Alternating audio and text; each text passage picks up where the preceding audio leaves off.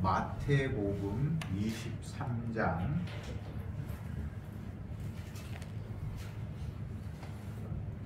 23절부터 31절까지 교독하겠습니다. 23장 23절 제가 먼저 읽습니다.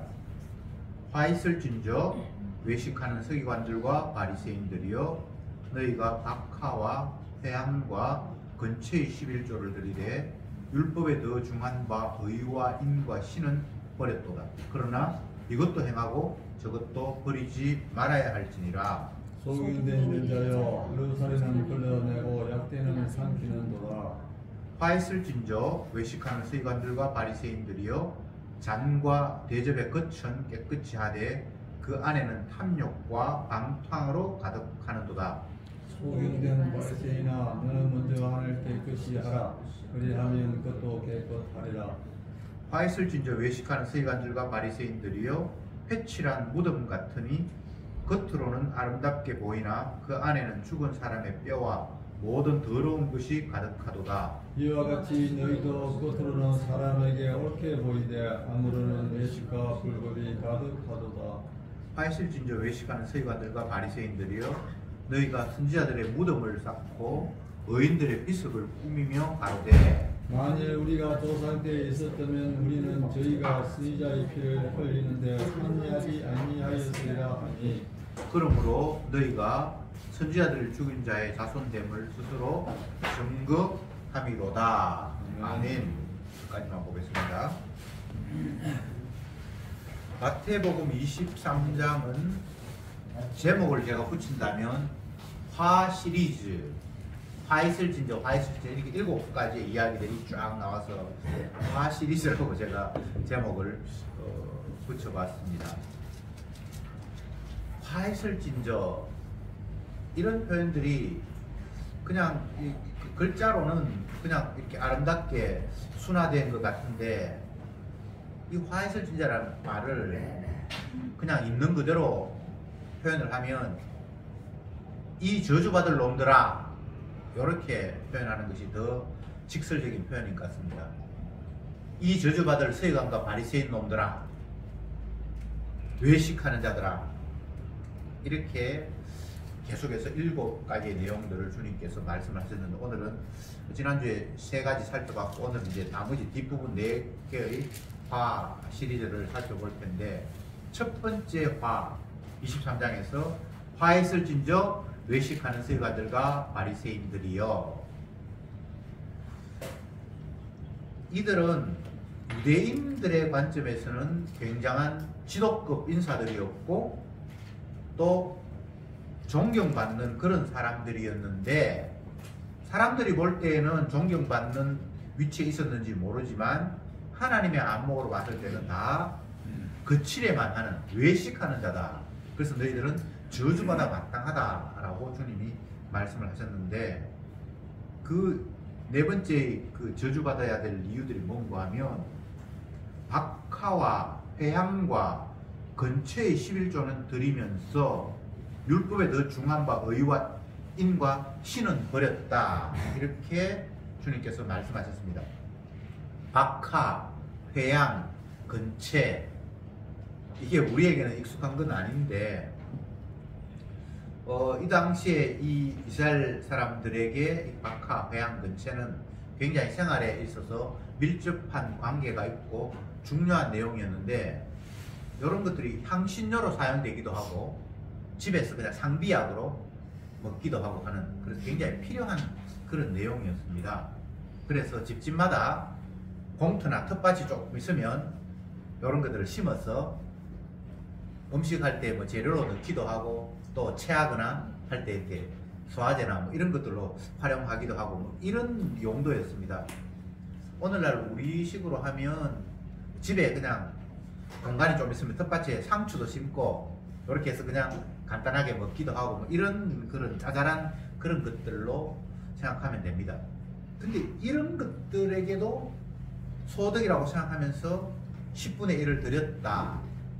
보통 11조라고 하면 뭐 월급의 11조를 드린다든지, 양이나 소를 키운다면 거기에서 10분의 1을 드린다든지 큰 것들을 10%를 하나님 앞에 이스라엘 백성들은 드렸잖아요. 근데 이 서기관 바리새인들은 큰 거는 당연히 드리고 지극히 조그마한 것마저도 다 집 앞에 텃밭에 뭐 조금 갖고 온 거 그런 것도 소득의 10%를 들여서 철저히 11조를 했다는 이야기죠. 이걸 오늘날 또 한번 바꿔보면 어떤 사람이 식사하자고 그래서 식사하러 갔는데 집에 와서 악생해 보니까 그것도 내가 대접받은 거 소득이다. 내가 오늘 누구 앞에 5만원짜리 식사를 대접받았다. 그러면 10%또 5천원 떼서 헌금하고 이런 식으로 철저히 했다는 거예요. 그런데 정작 11조가 지향하는 그 하나님의 의도, 뜻, 여기는 그 의와 인과 신 이렇게 되어 있는데 그것은 한중에도 없었다. 이렇게 주님께서 그들을 향해서 이 저주받을 놈들아 라고 말씀을 하셨던 겁니다.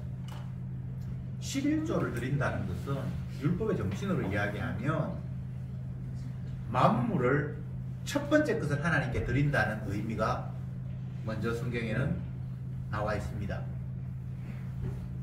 첫 번째 아들, 이스라엘 12지파 가운데 첫 아들은 원래 르우벤인데 하나님께서 레위를 세 번째 아들 레위를 장자로 하나님께 인정을 했거든요.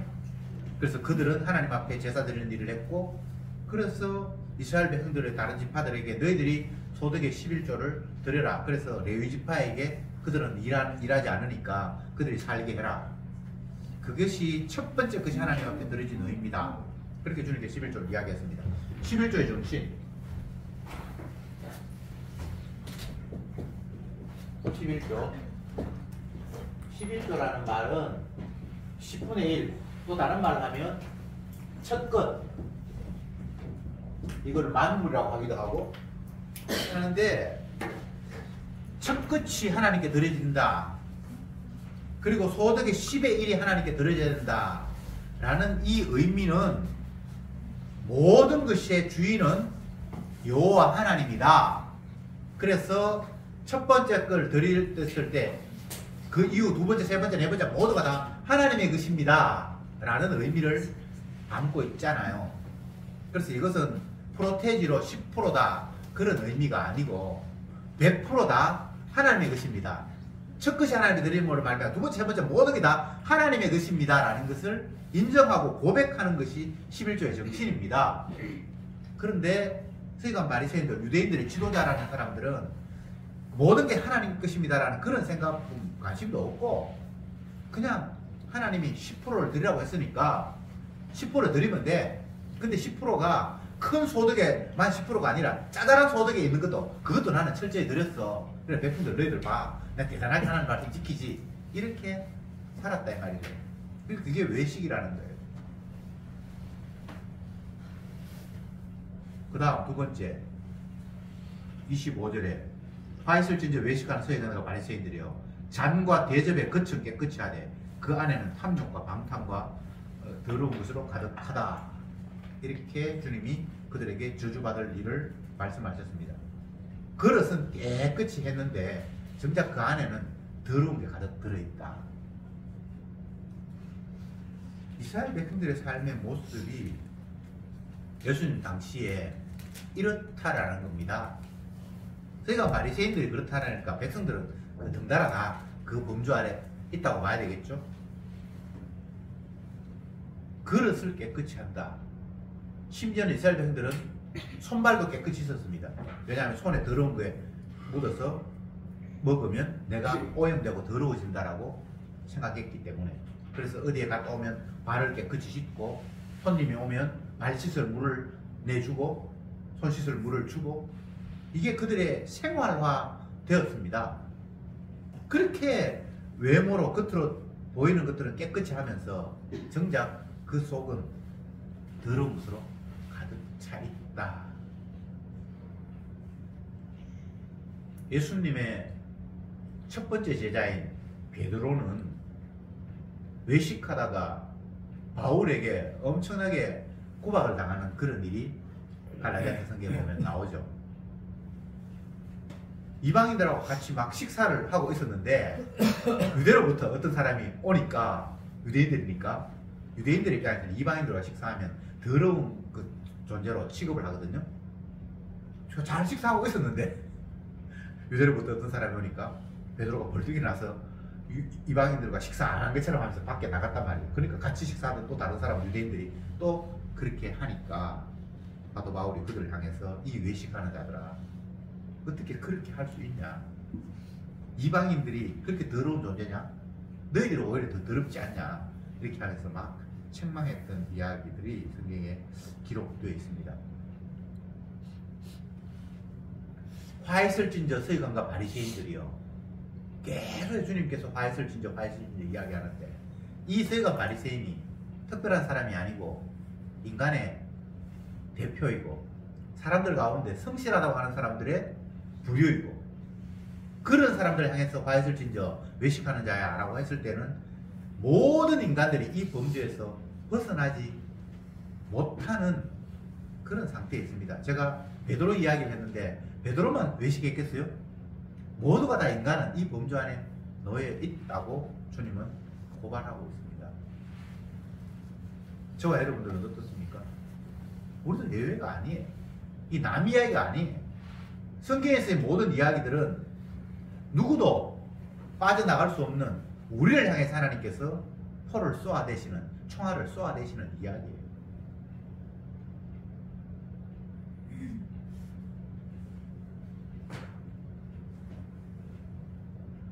27절에 화했을진저 외식하는 서기관들과 바리새인들이요 회칠함 무덤 같으니 겉으로는 아름답게 보이나 그 안에는 죽은 사람의 뼈와 모든 더러운 것이 가득하도다. 이제 점점 더 하나님께서 강하게 우리에게 지적하십니다. 회칠한 무덤. 무덤은 다 예쁘게 꾸며요. 안이 더럽기 때문에 더더욱 꾸미는지 모르겠어요. 이스라엘 백성들은 무덤에 이제 하얀 색깔 이렇게 이쁘게 보이는 그런 식으로 무덤을 아마 꾸몄던가 봐요. 우리는 예쁜 잔디로 뭐 띠를 입힌다든지 그렇게 하는데 이들은 색깔을 그렇게 칠했던 그런 문화였던 것 같습니다. 그 당시에. 그러니까 무덤을 겉을 아름답게 꾸미면서 사실은 그 안의 내용은 시체가 지금 썩어가고 있고 부패하고 있다. 이것이 너희들의 실상이다 라고 주님께서 직격탄을 날렸습니다. 서기관 바리새인만이 아니고 모든 인간들이 이렇게 살아가요.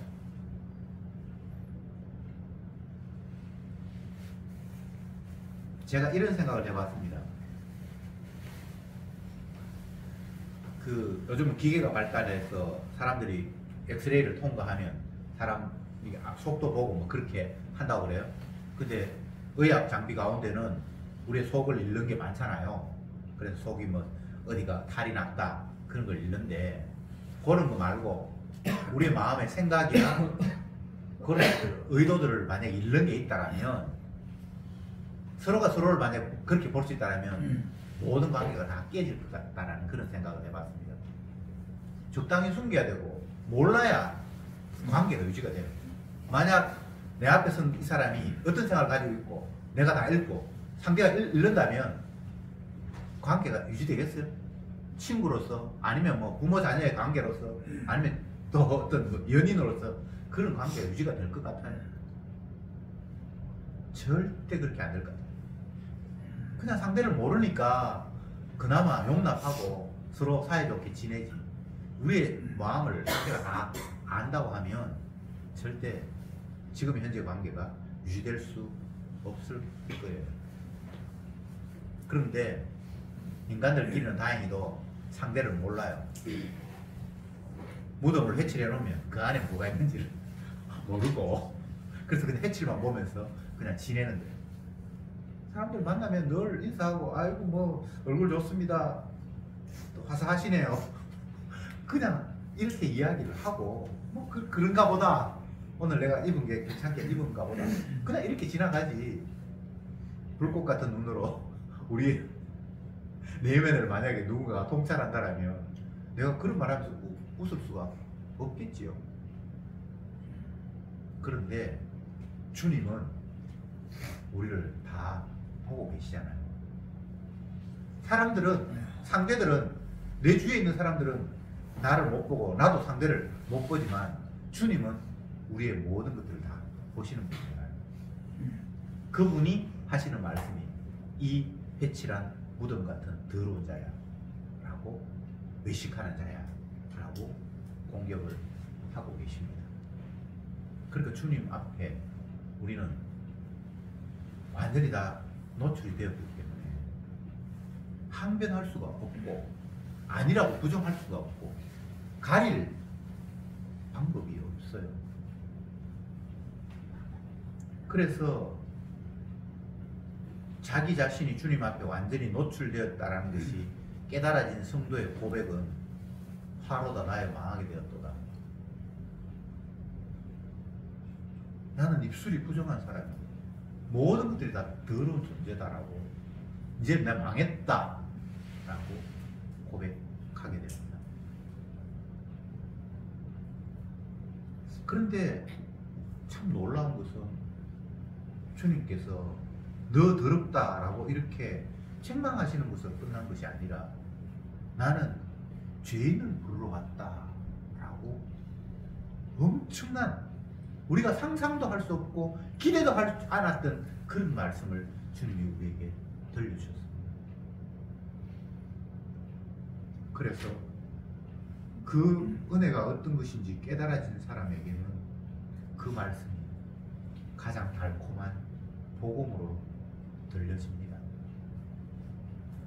그러나 주님의 은혜가 임하지 않는 사람은 죄인을 부르러 왔다는 이런 이야기가 귀에 들어오지도 않아요. 누구 쓸데없는 소리 하고 왔네. 이건 무슨 이야기 하는 거야? 예수님께서 이 당시에 사람들에게 나는 죄인을 부르러 왔다 이 말을 했을 때 사람들이 환영하지 않았습니다. 나는 의인을 찾을 거야. 나는 제대로 행동하고 하나님 말씀에 순종하면서 성실한 사람을 복주기 위해서 왔어. 이런 말을 다들 메시아를 향해서 기대를 했는데 자기가 메시아라고 하면서 나는 의인을 부르러 온 거 아니고 행동 잘하고 저희가 바리새인처럼 막 근처에 11조까지 회향 근처에 지극히 작은 것에서 이거는 하나님 앞에 내가 받은 거니까 11을 드려야 될 거야 라고 이렇게 성실히 살아가는 사람을 부르러 온 것이 아니고 죄인을 부르러 왔대요. 정말 이보다 더 역설적인 복음이 없습니다. 사람들에게 기대하는 복, 사람들이 추구하는 복과는 전혀 다른 복을 주님이 선포하고 계셨으니까요. 그래서 주님이 하시는 말씀은 들을 귀 있는 자는 들을 것이다 라고 말씀하십니다. 너희들은 들을 귀가 없다는 거죠. 왜 내가 그런 말을 했는지 너희들은 이해 못할 거라는 거죠.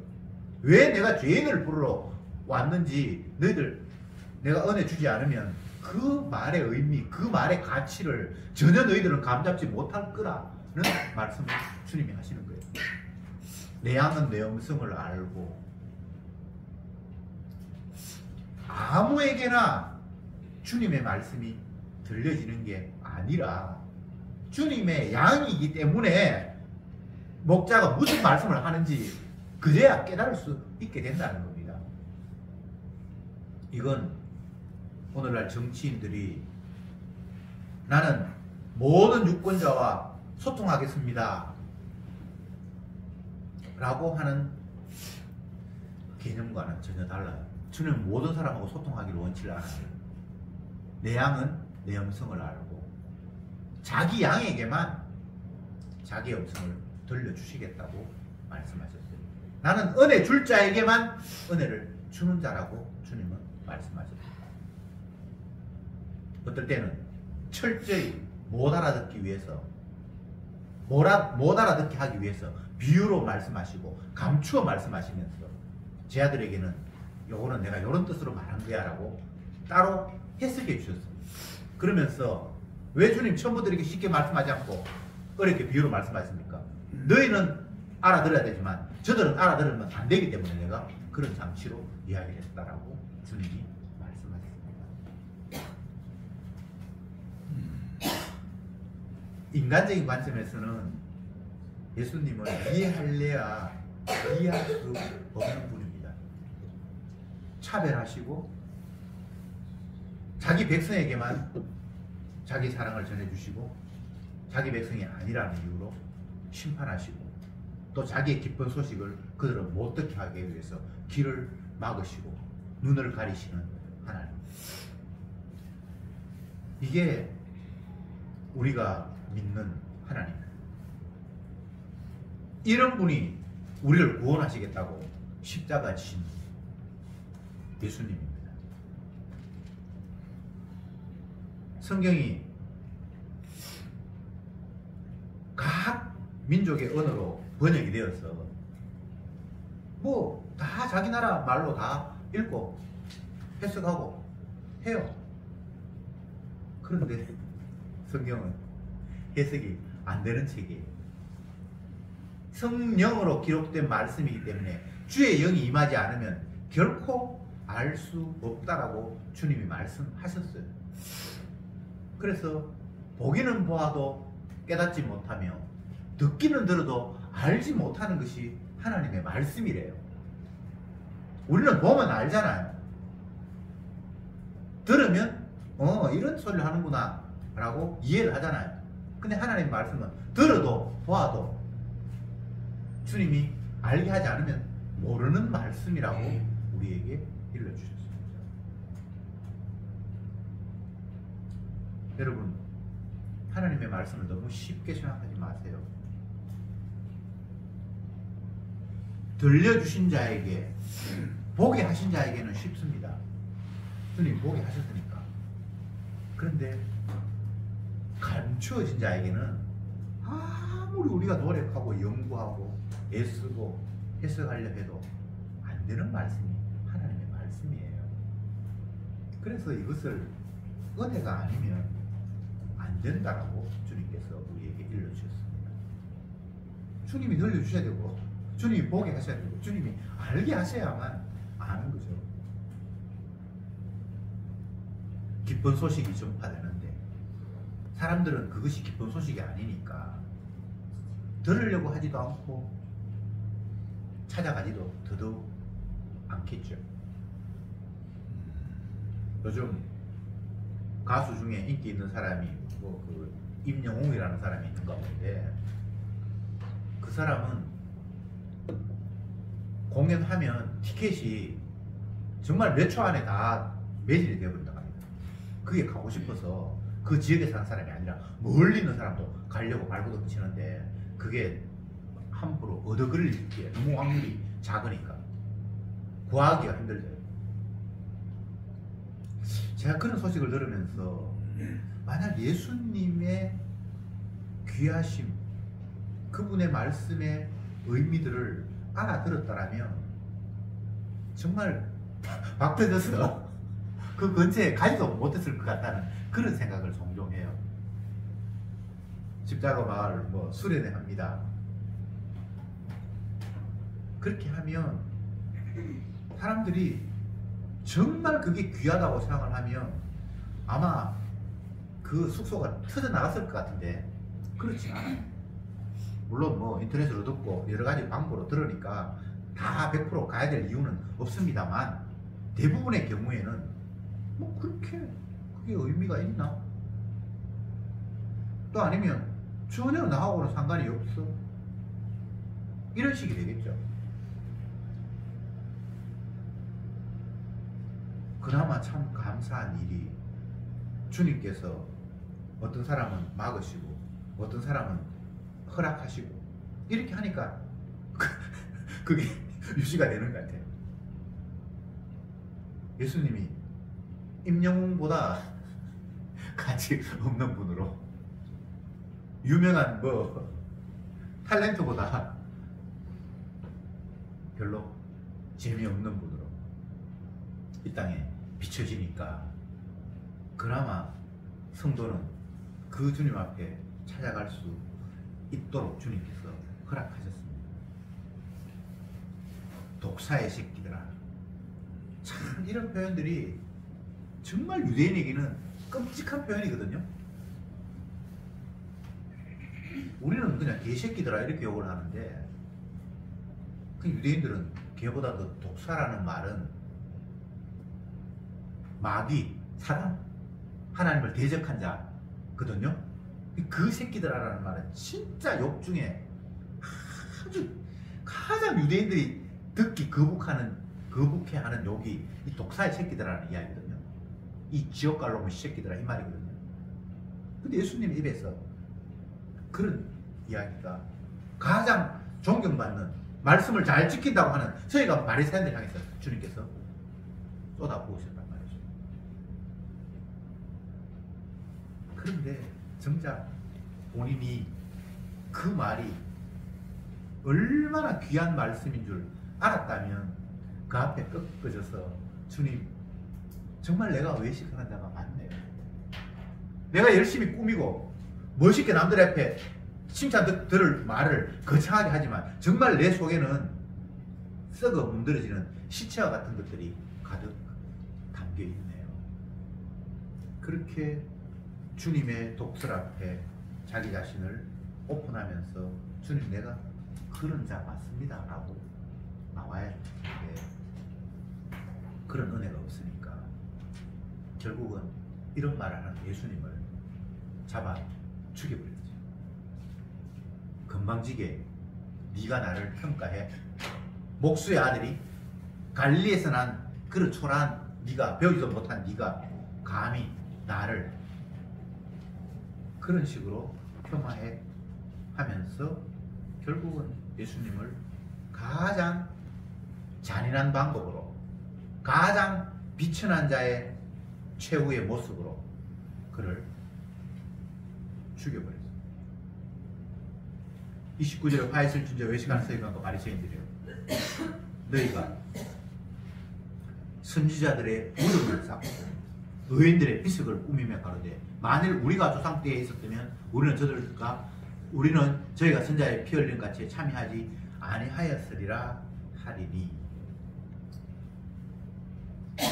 선지자들의 무덤을 쌓고 의인들의 비석을 꾸미고 하는 이유는 뭡니까? 그들을 존경한다는 거잖아요. 그렇잖아요. 그런데 정작 마지막 선자의 예수님은 잡아 죽여버렸습니다. 예수님이 가장 온전한 선지자잖아요. 근데 그 예수님을 죽이면서 옛날 죽었던 선자 무덤 꾸미면서 그 비석을 이렇게 잘 꾸미면서 우리는 당신을 존경합니다. 이런 이중성이 어디 있어요? 인간은 이래 했다는 거예요.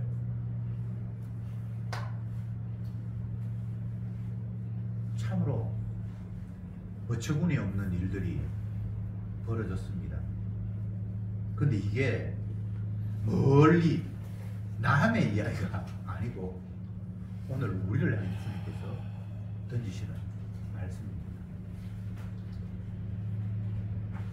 저주받는다. 화 있을진저. 이런 걸 듣기를 좋아하거나 환영하는 사람 없습니다. 독사의 새끼들아. 이런 이야기를 환영하는 사람이 없습니다. 만약 새해가 되어서 명절 인사를 하면서 독사의 새끼 누구누구씨 만약 이렇게 보내는데 그걸 가지고 이게 참 복된 이야기구나라고 그렇게 받아들일 사람이 있나요? 아무것도 아닌데 그냥 뭐 새해 복 많이 받으세요 뭐 이런 이야기를 다 우리는 덕담이라고 서로 주고받잖아요. 그런데 정작 그런 것들이 덕담이 아니라 이 독사의 새끼들아 이런 이야기가 진짜 성도에게는 제대로 들어야 할 기쁜 소식이거든요. 도대체 무엇이 중요한지 무엇이 귀한 건지 무엇이 값진 것인지를 전혀 알지 못하니까 아무 의미 없는 헛된 이야기들 그런 이야기들에 기분 좋아하고 그걸 좋은 소리로 서로 주고받으면서 살아가고 있는 이 세상의 풍습이 오늘날 이 말씀을 보면서 우리가 얼마나 엉터리 없는 앞뒤가 전혀 뒤바뀌어 있는 복과 저주를 거꾸로 생각하고 있는 그런 우리의 모습을 지적하고 있는가를 생각해 봐야 됩니다. 사도 바울은 예수님을 향해서 저주받은 자다 이렇게 이야기를 했어요. 물론 자기가 저주받을 일이 아니고 우리를 위해서 저주받은 자다.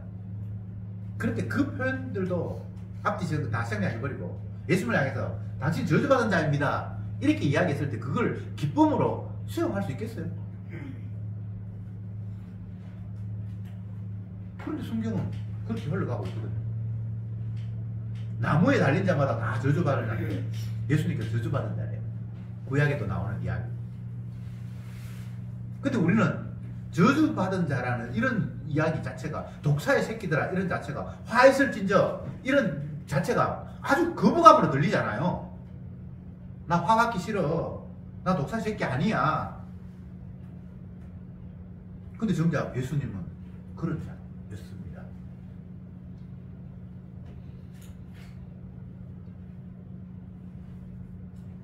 무덤이 더럽기 때문에 무덤은 시체를 보관하는 곳이기 때문에 꽁꽁 싸매버리고 겉에는 뭔가를 이렇게 꾸며야 하는 그런 것들이 우리의 살아가는 삶의 모습입니다.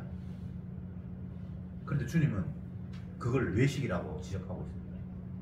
덮을 것도 없고 숨길 것도 없고 숨기지도 않고 그냥 있는 그대로 살아. 그래서 네 모습이 더러운 모습인 줄 제발 좀 인정하면서 살아 라고 주님이 말씀하십니다. 왜요?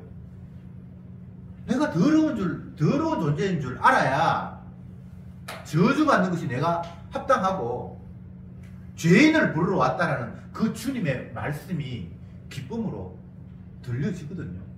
내가 죄인인 줄 모르는데 죄인을 부르러 왔다라는 말이 그게 아무 의미가 없잖아요. 근데 내가 완전히 노출되어서 무덤을 꾸미거나 덮거나 하는 것이 아니라 그냥 그대로 있을 때 내가 내 써가는 모습을 보면서 아이고 나는 거룩한 자구나 복발자구나 이런 말을 생각을 못할 것 아니에요.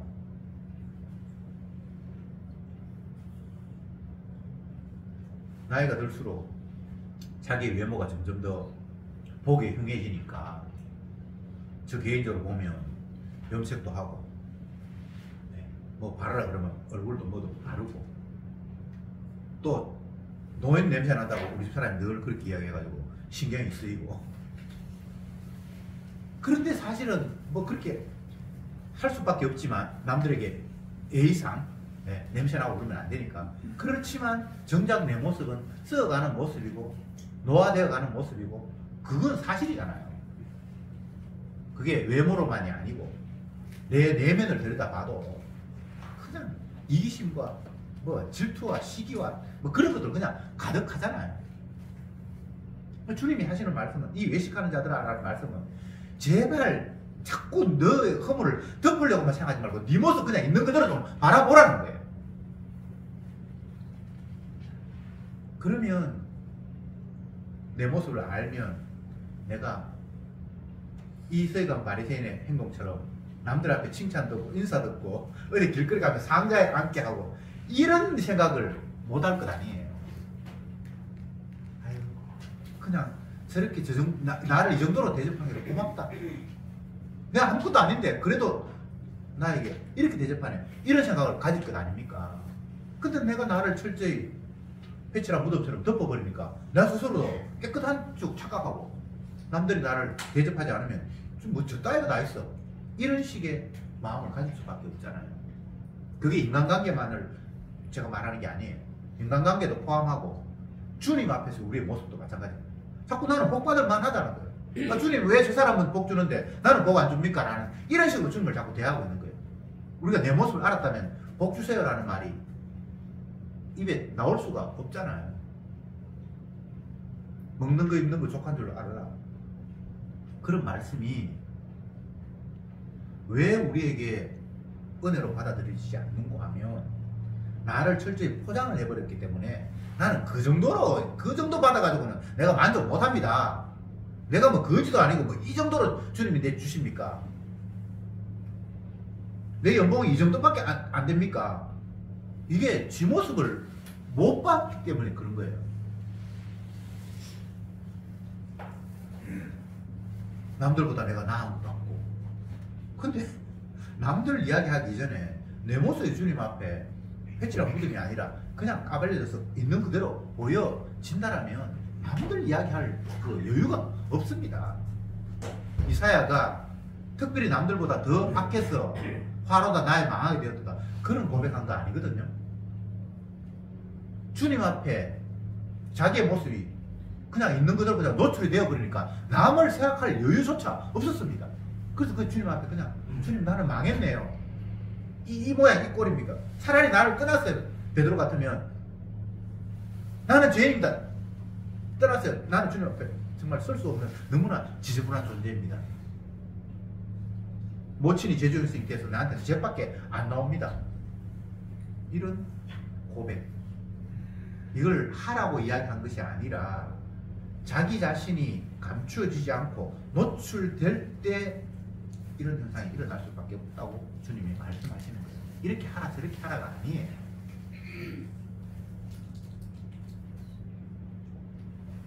죄인을 부르러 오신 주님 앞에 철저히 우리는 죄인임을 가리고 숨기고 패치라고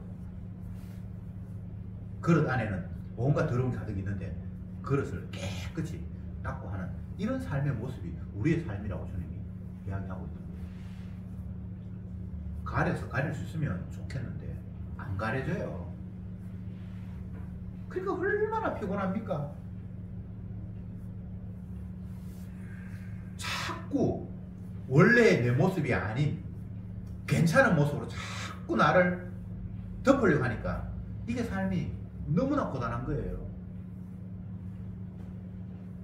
물론 뭐 인간들끼리 예의를 지키기 위해서 남의 앞에 피해 안 주기 위해서 그거는 뭐 괜찮아요. 그러나 주님 앞에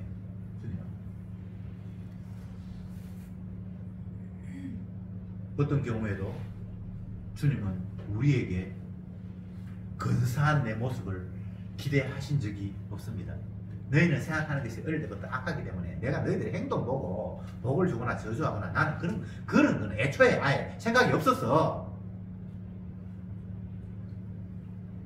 나는 너의 허물을 덮기 위해서 땅에 온 거야. 네가 받을 저주 내가 받기 위해서 이 땅에 왔어. 주님은 처음부터 우리에게 그걸 가지고 대우하시는 분이지 너 바르게 행동해 옳게 살아야 돼 그렇게 기대하시는 분이 아니에요.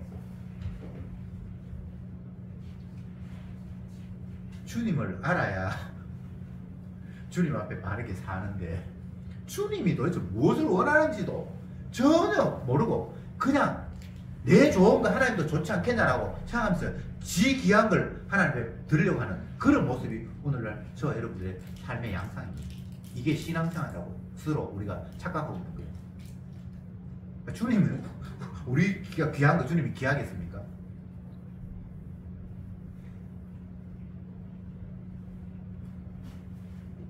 하나님은 사람의 손으로 드리는 것을 받지 않으신다라고 말씀하셨습니다. 우리가 귀하다고 생각하는 것은 내가 이 땅에 살아가기 위한 조건이지 하늘에 계신 하나님이 내 귀하게 생각 안 하거든요. 그러면 왜 11조를 들어오겠습니까? 하나님이 돈이 10%가 필요해서가 아니고 당신이 모든 것들의 주인이시고 우리에게 제공하시는 분이라는 걸 알라고 하신 건데 자꾸 우리는 뭔가 착각을 하고 있습니다. 주시면 더 많이 베풀어 주신다고 했다. 30배, 60배, 100배로 주신다고 했다. 그러니까 정권에 투자하는 것보다 하나님께 투자하는 게 더 나을 거다.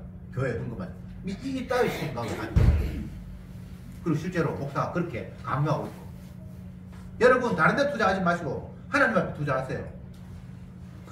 11조 드리면 하나님 100배를 더 갚으신다고 했으니까 한번 해보세요. 뭐 이런 식으로 조롱을 하고 있는 겁니다. 정작 지는 안 하면 어떤 권사님이 복음을 깨닫고 난 이후에 자기가 다니던 교회를 떠나면서 마지막으로 어떤 목사하고 했던 이야기를 제가 들어서 너무 재밌어서 제가 말씀드립니다. 자기는 이제 이미 복음을 알았는데 자기가 그동안 다녔던 교회는 복음이 없다는 걸 깨달았는데 그 목사는 그것도 모르고 권사님 이번에 예배당을 새로 건축하려고 그러는데 권사님도 좀 작정하시고 헌금을 좀 하시면 하나님께서 기뻐하실 겁니다. 뭐 그런 식으로 이야기를 했대요.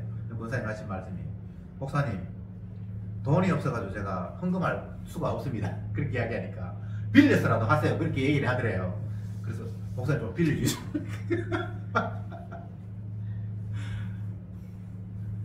그리고 그 목사가 당황을 하더랍니다. 지가 그렇게 복 받을 것 같으면 지가 먼저 하고 자기가 빌려줄 수 있잖아요. 30, 100배 된다 그러니까. 지도 안 믿는 거예요. 만약 자기가 믿으면 뭐 부동산 가서 어느 땅 사면 뭐 10배 오르가면 그런 말 하기 전에 지가 다 차지했을 거예요. 그렇지 않습니까? 만약 그 땅을 사서 10배로 뭐 개발돼 갔다면 남한테 지금 팔겠어요? 지 아들하고 지 아는 사람한테 다 주고 가지. 우리한테 모르는 내한테 그 물로 팔겠습니까?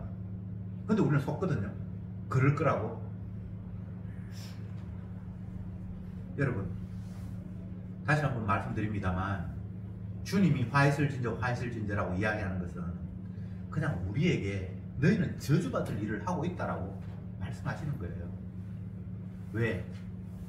실상은 노출시키기 싫어서 자꾸만 뚱뚱한 것으로 나를 가리는 이 짓, 이 행태, 이 삶, 이 자체가 저주받을 일이라는 거예요. 안에 있는 것을 썩어가는데 겉에만 멋있게 꾸며서 내 스스로도 착각을 하는 거예요. 나 안 썩었다. 나 멋있다라고. 그게 마귀 짓이라는 거예요. 우리는 썩었습니다. 썩어가고 있습니다. 주님이 우리를 그런 존재로 만들어 놓았습니다. 흙이니 흙으로 돌아가는 그런 존재입니다. 물론 뭐 선악과 따먹기 전에는 그렇지 않았습니다만 이미 우리는 그런 존재입니다. 왜? 영원히 썩지 않는 분이 계신다는 것을 우리에게 일러주기 위해서. 그리고 우리의 썩음으로 내버려 두지 아니하시고 우리의 저주받음으로 내버려 두지 아니하시고 주님께서 대신 저주받음으로 말미암아 우리를 저주에서 건지기 위해서 이런 말씀을 주셨습니다. 그러니까 우리는 썩는 게 당연하고 내 자신이 썩었다라고 인정하고 저주받는 것이 내가 당연하다고 인정하면서 죄인을 부르러 오신 주님 앞에 달려가면서 그 주님을 감사하는 것, 그것이 주님께서 우리에게 바라시는 말씀입니다. 기도합시다. 주님, 오늘 이 시간도 화 있을 진저라고 무섭게 질책하시는 주님의 음성을 들었습니다. 이 독사의 자식들아, 이 저주받을 놈들아 라고 하시는 주님의 책망을 들었습니다. 나 책망받기 싫어. 그런 것이 아니라 책망받는 것이 마땅한 존재이며 썩어가는 존재임을 날마다 주님의 말씀 앞에 인정하며 고백하며 탈로가 되며 그렇게 해서 죄인을 부르러 왔다는 그 주님의 음성이 기쁜 소식으로 들려지게 하시고 그 주님을 향해 달려가는 은혜가 저들에게 있게 하옵소서. 예수님의 이름으로 기도드리옵나이다. 아멘.